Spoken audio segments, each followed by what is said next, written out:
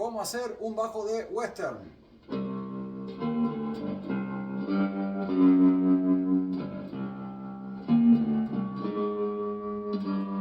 Vamos a disecarlo, por parte. Apagamos todo.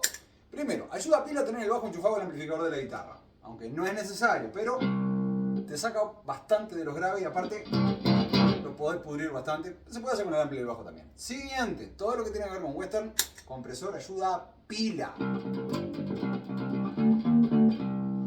Lo mismo al reverb. Y un trémolo bien despacito. Y por último, un delay bien cortito, tipo slapback. Y ahí te queda.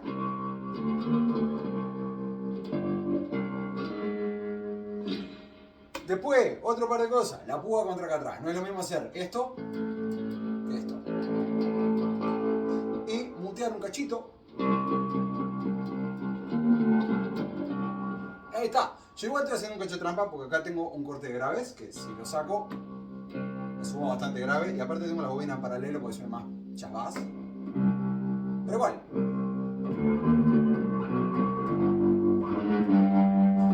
En fin, habilidades esenciales para la vida de hoy en día.